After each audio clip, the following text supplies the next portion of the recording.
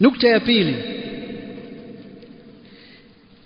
ni kutaja baadhi ya maandiko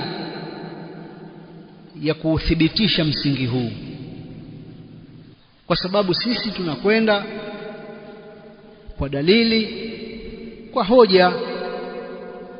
Kwa hiyo ukiwaambia watu jambo hili ni msingi, jambo hili liko hivi, unapaswa sasa kuwathibitishia kwa hoja, kwa dalili kuhusu hilo unalolisema.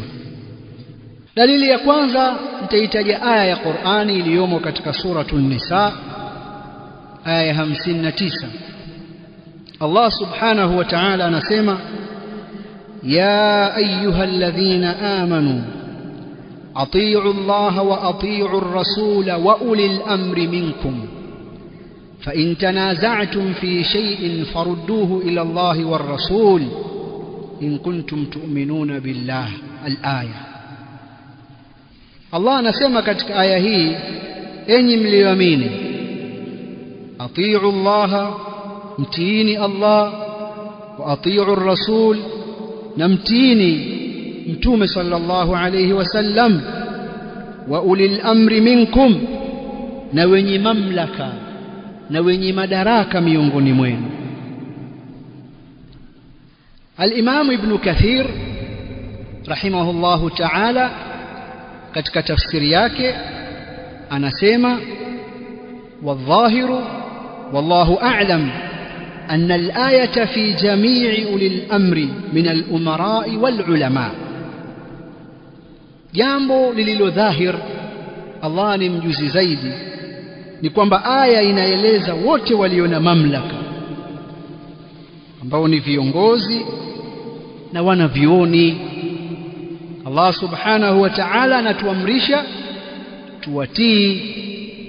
Kwanza tumtii yeye na tumtii mtume wake Muhammad, kadhalika tuwatii wale walio na mamlaka katika sisi. Tukija katika hadithi ambazo ni dalili juu ya msingi huu tulioutaja, utiifu kwa wenye mamlaka, utiifu kwa watawala, ni hadithi ya Abu Najih Al-Irbadh bin Sariya عن أبي نجيح العرباض بن سارية رضي الله عنه قال: وعظنا رسول الله صلى الله عليه وسلم موعظة وجلت منها القلوب وذرفت منها العيون، فقلنا يا رسول الله كأنها موعظة مودع فأوصنا. قال: أوصيكم بتقوى الله والسمع والطاعة وإن تأمر عليكم عبد، فإنه من يعش منكم فسيرى اختلافا كثيرا، فعليكم بسنتي وسنة الخلفاء الراشدين المهديين من بعدي، عضوا عليها بالنواجذ، وإياكم ومحدثات الأمور، فإن كل محدثة بدعة وكل بدعة ضلالة. Abu Najih Al-Irbadh bin Sariya anasema alitupa mawaidha Mtume sallallahu alayhi wasallam, mawaidha ambayo nyoyo ziliogopa kwa mawaidha hayo, nyoyo zilipata hofu na macho yalibubujika machozi. Tukasema kumwambia Mtume, ni kana kwamba haya ni mawaidha ya mtu anayeaga, basi tuusie. Akasema Mtume sallallahu alayhi wasallam, na kuhusieni kumcha Allah na kusikiliza na kutii, hata akiwa kiongozi wenu ni mtumwa. Kwa sababu mambo yalivyo, atakayeishi umri mrefu miongoni mwenu ataona tofauti nyingi. Basi shikamaneni na mwenendo wangu na mwenendo wa makhalifa wangu waongofu wenye kuongozwa, zikamateni na mziume hizo sunna kwa magego, na tahadharini au jiepusheni na mambo ya uzushi, kwa sababu kila uzushi ni upotevu. Hadithi hii ni hadithi maarufu ambayo kimsingi hatupaswi kuisahau sisi katika mazungumzo yetu yanayohusu dini yetu ya Kiislamu, hasa katika wakati wa sasa, kwamba imepita wiki moja, wiki mbili hatujajikumbusha hadithi hii. Sawa sawa ni kuwa tujikumbushe, kwa sababu ya wasia na ujumbe mzito uliopo katika hadithi hii. Mambo mawili ya msingi ambayo ni mazito aliyoyataja Mtume Muhammad sallallahu alayhi wasallam katika hadithi hii, ambayo ni wasia kwa watu wake. La kwanza ni uchamungu. Ametaja mambo kadhaa, lakini mimi napenda kuyataja mawili. La kwanza ni uchamungu, kadhalika la pili ni utiifu kwa viongozi. Akalifanya swala la utiifu kwa viongozi ni swala la pili kwa sababu ya umuhimu wake. Al-Imam Ibn Rajab Al-Hanbali rahimahullahu ta'ala anasema katika kitabu chake Jami'ul Ulumi wal Hikam, anasema amma at-taqwa fahiya kafilatun bi sa'adati ad-dunya wal akhirah liman tamassaka biha, wa hiya wasiyatu Allah lil awwalin wal akhirin, kama qala Allah ta'ala ولقد وصينا الذين أوتوا الكتاب من قبلكم وإياكم أن اتقوا الله الآية. وقد سبق شرح التقوى بما فيه كفاية في شرح حديث وصية النبي صلى الله عليه وآله وسلم لمعاذ.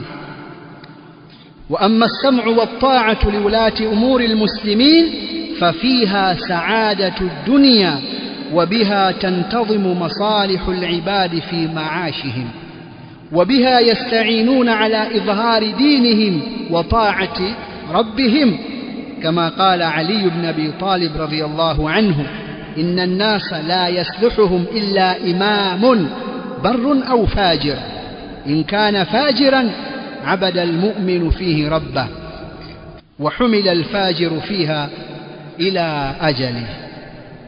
Anasema na kauli yake Mtume sallallahu alayhi wasallam aliposema usikum bitaqwallahi was-sam'i wat-ta'a, anasema kauli yake Mtume na kuhusieni kumcha Allah, kadhalika na kuhusieni na usikivu na utiifu.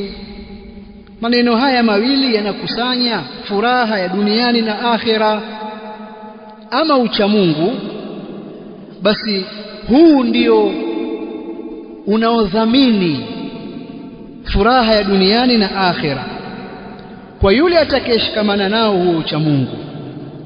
Na huo uchamungu ni wasia wa Allah subhanahu wa ta'ala kwa waliotangulia na waliokuja baadaye, kama Allah alivyosema: walaqad wassayna alladhina utul kitaba min qablikum wa iyyakum an ittaqullah, na hakika tuliwahusia wale waliopewa kitabu kabla yenu na tumekuhusieni nyinyi pia kwamba mumche Allah subhanahu wa ta'ala. Kisha akasema, na tayari maelezo ya uchamungu yamekwisha tangulia kwa kiwango cha kutosha kabisa katika ufafanuzi wa hadithi ya wasia wa Mtume Muhammad sallallahu alayhi wasallam kwa Muadh ibn Jabal. Ama kusikiliza na kutii viongozi au watawala wa mambo ya Waislamu, basi ndani yake kuna maslahi na ustawi wa maisha duniani.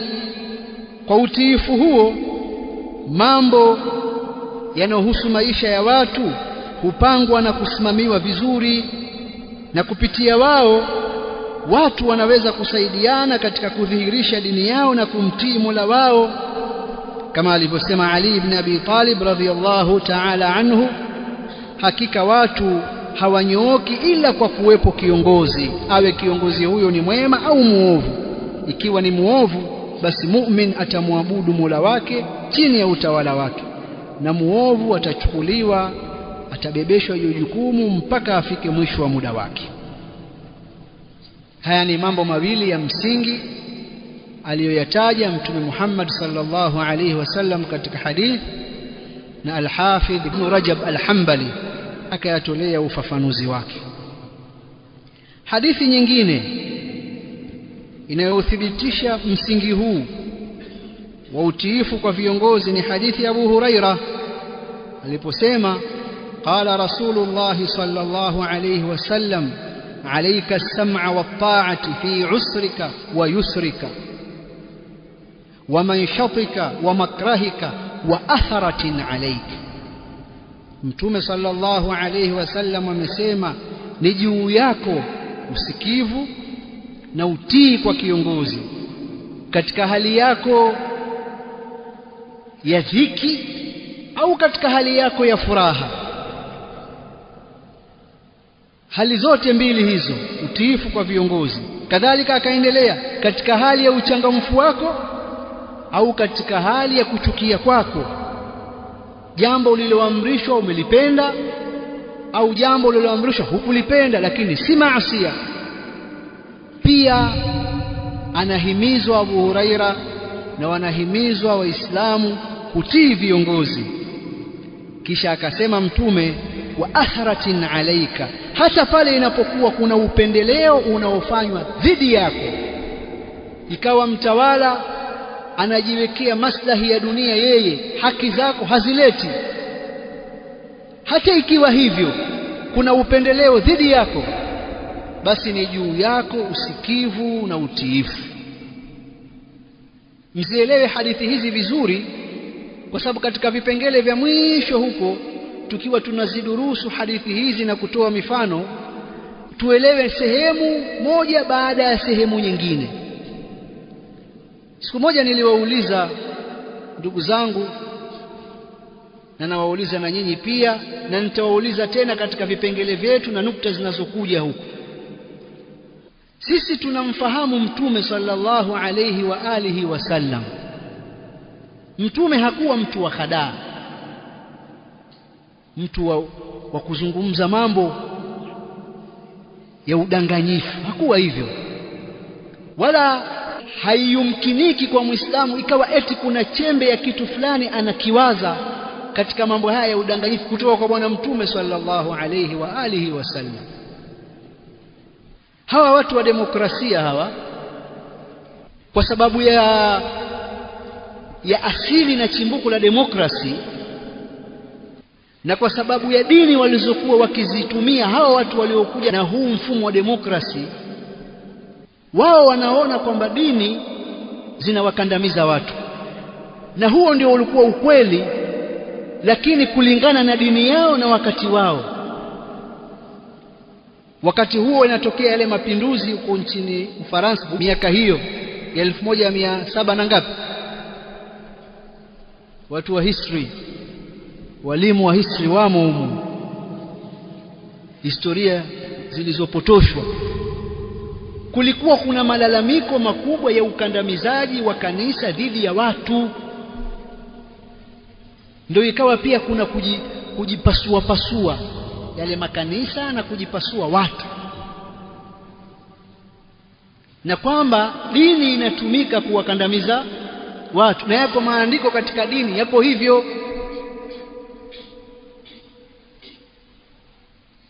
Na ndiyo maana dini hizo zikatumika zikaleta ukoloni. Wakoloni watangulizi wao waliokuja kuwekea mazingira na kuwachukua watu kuwapeleka kwa mkoloni aliyewakandamiza ni dini.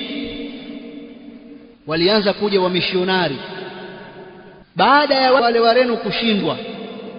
Muda mrefu baada ya Wareno kushindwa, miaka 1800 ndio wakaja wamishionari kuja kulitangaza neno la Mungu, lakini ilikuwa ni maandalizi ya nini? Ya ukoloni. Na hayo yameandikwa katika vitabu ambavyo si vya Waislamu.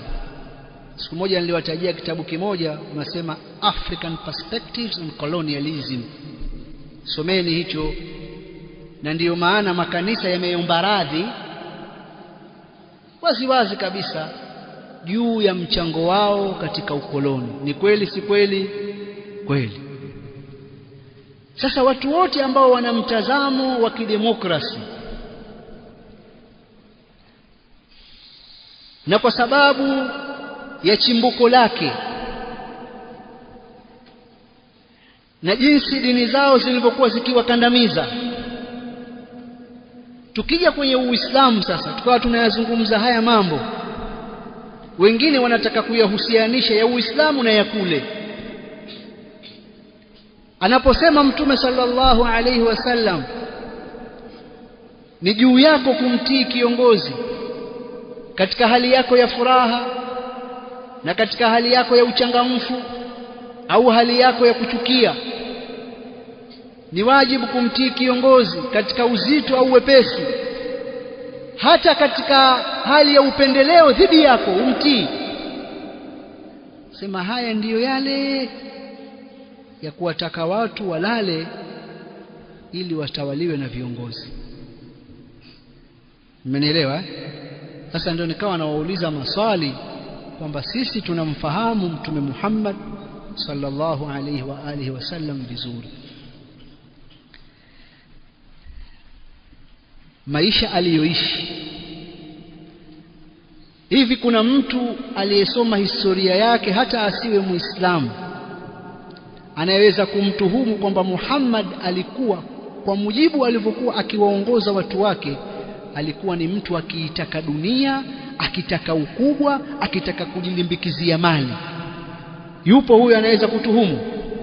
Hamna anayeweza kutuhumu, kwa sababu hayo hayakuwa maisha ya Mtume Muhammad sallallahu alaihi wasallam. Labda mtu awe hajui. Sasa mtu ambaye ukiachilia mbali kwamba sisi tufahamu nafasi yake, tunafahamu yeye hazungumzi isipokuwa ni wahi, wama yantiqu anil hawa in huwa illa wahyun yuha. Ukiachilia mbali heshima yake kwetu sisi kwamba ni mtu bora, mkweli kabisa, mwenye tabia njema, lakini ule ushahidi wa kihistoria pekee unatosha kuonesha ya kwamba huyu bwana hakuwa ana mahitaji ya kuwakandamiza watu katika maisha yao au kujitawalisha yeye. Hakuwa hivyo. Alichonacho katika mali anakitoa haraka. Siku moja amemaliza kuswali, na si kawaida yake akimaliza kuswali haraka aondoke msikitini, akaondoka haraka. Jambo likawashangaza masahaba. Nini? Kumbe kuna sadaka hataki ichelewe kutolewa, aitoe. Hata katika maradhi ya kifo chake anamuuliza mkewe kuhusu sadaka, alimwambia aitoe. Mkewe hajaitoa. Anamwambia, vipi itakuwa hali ya nabii wa Mwenyezi Mungu anakwenda kwa Allah, ana mali hizi hajazitoa? Sasa mtu huyu ambaye ameishi maisha haya akisema kwamba mtii kiongozi hata akiwa ana upendeleo dhidi yako, alafu yeye hakufanya hivyo, kuna kitu anachokikusudia cha msingi katika hili suala hili, na sio kuwakandamiza watu, sio kuwanyonya, sio kuwaburuza. Hicho tutakuja kukiona mbele katika sehemu zetu. Mpo ndugu zangu? Hizi nukta za msingi lazima tuzishike hizo, kwa sababu tusipozishika hizi tutapotea katika muktadha muhimu kabisa katika suala la utiifu kwa viongozi. Hadithi nyingine nayowasomea, na itakuwa ni hadithi ya mwisho kwa sababu ziko nyingi na mimi sitaki kuwachosha sana. ni hadithi ya Abu Huraira radhiyallahu ta'ala anhu qala Rasulullah sallallahu alayhi wasallam, man ata'ani faqad ata'a Allah wa man 'asani faqad 'asa Allah wa man ata'a amiri faqad ata'ani wa man 'asa amiri faqad 'asani. Yoyote mwenye kunitii mimi basi kwa hakika amemtii Allah, na mwenye kuniasi mimi basi amemwasi Allah, na mwenye kumtii kiongozi wangu, amiri wangu, basi amenitii mimi, na mwenye kumwasi kiongozi wangu ameniasi mimi. Mtume Muhammad sallallahu alayhi wa alihi wasallam katika maneno haya anatuhimiza na kutusisitiza tuwatii viongozi wetu. Lakini nisiishie katika hadithi, niwatajie basi akwali za wanawavioni hata chache katika jambo hili. Al-Imam an-Nawawi rahimahullahu ta'ala, Abu Zakaria anasema ajma'a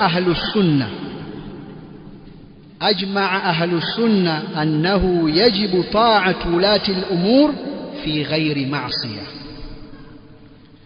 Wamepatana wanawavioni wa ahlus sunna wal jamaa kwamba ni wajib kuwatii watawala katika yasiyokuwa maasiya. Katika sharhi ya Muslim, Sheikh al-Islam Ibn Taymiyyah al-Harrani rahimahullahu ta'ala anasema na yeye, ta'atu Allahi wa rasulihi wajibatun ala kulli ahad wa ta'atu ulati al-umuri wajibah liamri Allahi subhanahu wa ta'ala bi ta'atihim. فمن أطاع الله ورسوله بطاعة ولاة الأمور فأجره على الله. kumtii Allah subhanahu wa ta'ala na kumtii mtume wake Muhammad sallallahu alayhi wasallam, jambo hili ni wajib kwa kila mmoja katika Waislamu, na kuwatii wenye mamlaka, kuwatii watawala, na jambo hili pia ni wajibu kwa sababu Allah subhanahu wa ta'ala ameamrisha kuwatii wao. Basi mwenye kumtii Allah subhanahu wa ta'ala na mtume wake kwa kuwatii watawala, ujira wake upo kwa Allah subhanahu wa ta'ala. Ameyasema maneno haya Sheikh al-Islam Ibn Taymiyyah katika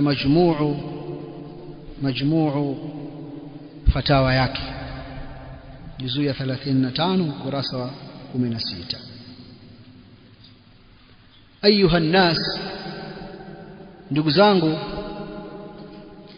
aya tulizozisoma na hadithi tulizozisoma pamoja na maneno haya ya wanawavioni hawa wawili wa Kiislamu basi yatoshe kukamilisha sehemu hii ya pili katika maudhui yetu. Kwa hiyo tumezungumza sehemu ngapi? Sehemu mbili. Sehemu ya kwanza tumezungumza utangulizi, na sehemu ya pili tumezitaja dalili za kuuthibitisha msingi huu.